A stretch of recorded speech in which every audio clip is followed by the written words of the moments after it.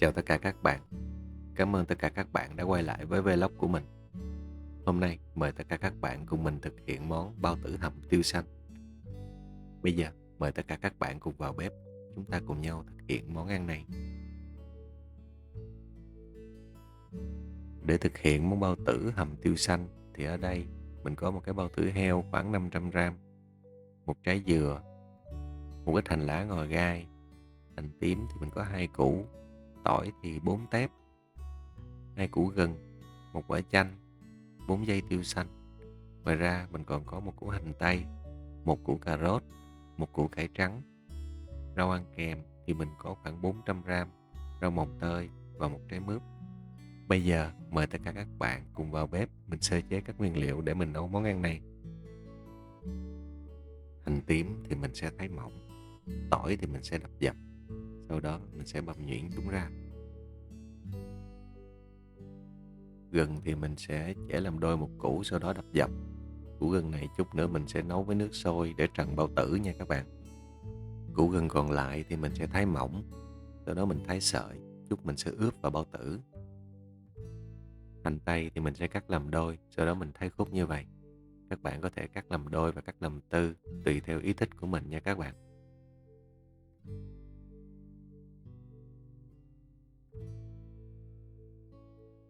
Cà rốt và củ cải trắng thì mình sẽ tỉa xung quanh như vậy.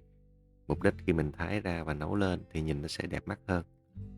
Mình thì không khéo tay, nên mình làm nó sẽ không được đẹp lắm. Các bạn sẽ làm đẹp hơn mình. Hai loại củ này tương đối là nhanh chín, vì vậy nên mình sẽ thái khúc hơi dày một xíu. Mình sẽ không thái mỏng, vì nếu thái mỏng nó sẽ rất nhanh bị nhừ.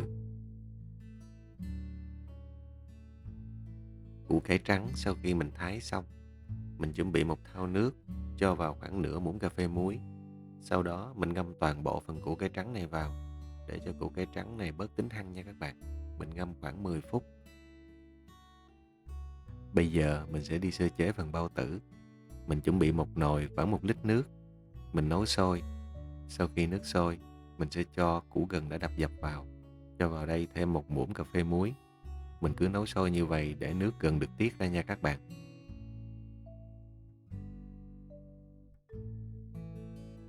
Bây giờ mình cắt đôi quả chanh mà mình đã chuẩn bị lúc đầu. Mình sử dụng quả chanh này để mình rửa và khử mùi của bao tử nha các bạn. Bây giờ mình sẽ đi rửa phần bao tử. Mình cho vào bao tử một muỗng canh muối trắng. Các bạn cũng có thể sử dụng muối hộp. Sau đó mình vắt vào đây nửa trái chanh. Mình dùng tay bóp thật đều để cho bao tử ra bớt phần nhớt nha các bạn. Sau đó mình sẽ rửa lại với nước lạnh khoảng 2-3 lần nước nha các bạn. Bây giờ mình sẽ đi trần phần bao tử. Mình cho bao tử mới rửa vào nồi nước gừng đang sôi. Mình trần tầm 2-3 phút.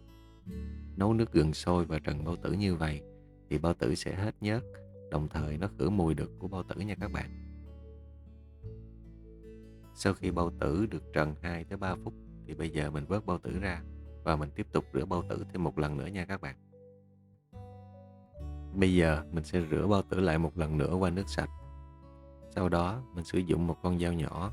Mình cạo bỏ các mảng bám màu trắng xung quanh cổ bao tử, cũng như cạo sạch hết toàn bộ cái bao tử nha các bạn. Bao tử sau khi được cạo sạch tất cả các mảng bám, bây giờ mình cho vào đây một muỗng canh muối trắng. Mình vắt nửa trái chanh còn lại vào. Mình dùng tay bóp thật đều để cho bao tử sạch nha các bạn.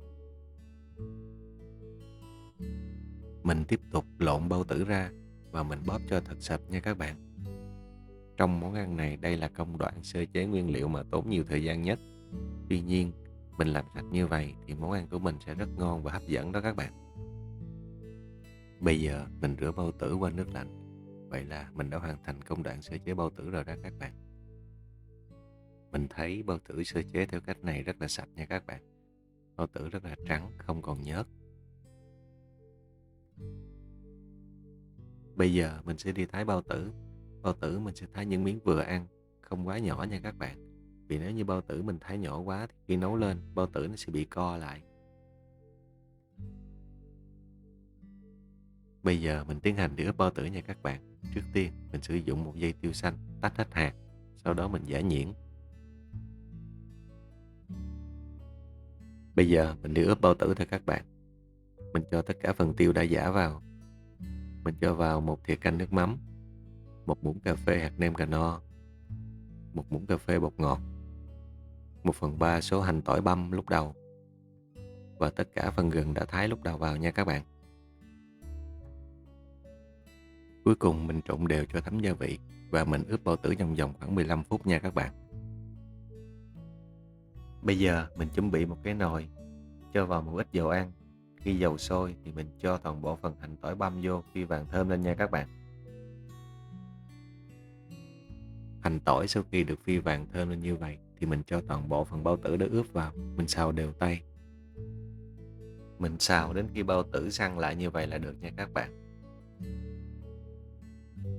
Bây giờ mình sẽ cho toàn bộ nước dừa vào. Mình tiếp tục cho vào đây khoảng 1 lít nước lọc nữa nha các bạn. Mình nấu trên lửa vừa. Sau khi nước vừa sôi như vậy thì mình cho toàn bộ phần cà rốt và củ cải trắng vào nha các bạn. Tiếp đó là phần hành tây. Sau khi nước sôi trở lại thì mình bắt đầu nêm nếm nha các bạn. Mình cho vào đây 1 muỗng cà phê bột ngọt, 2 muỗng cà phê hạt nêm, 3 muỗng cà phê đường.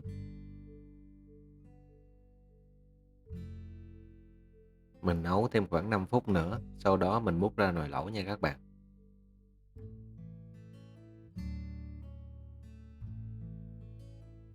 Bây giờ mình sẽ đi thái phần hành lá và ngò rí để nêm vào nồi lẩu. Hành lá ngò rí thì mình cắt khoảng 2 cm như vậy nha các bạn.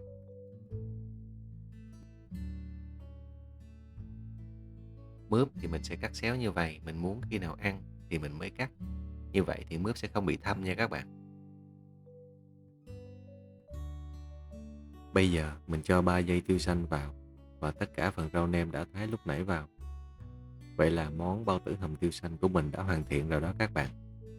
Món bao tử hầm tiêu xanh này, theo mình thấy khâu quan trọng nhất đó chính là khâu xử lý bao tử cho thật sạch và khử được mùi. Như thế thì món lẩu của mình sẽ rất là ngon. Ngoài ra, khi bao tử được nấu chung với nước dừa và các loại rau củ như vậy, thì phần nước dùng của nó rất thanh ngọt và đậm đà. Bao tử vẫn giữ được độ dai và giòn.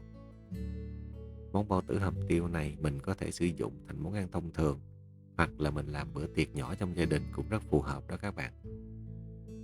Video của mình đến đây cũng xin được kết thúc. Xin cảm ơn tất cả các bạn đã dành thời gian cho video của mình. Xin chúc tất cả các bạn và gia đình thật nhiều an yên và hạnh phúc.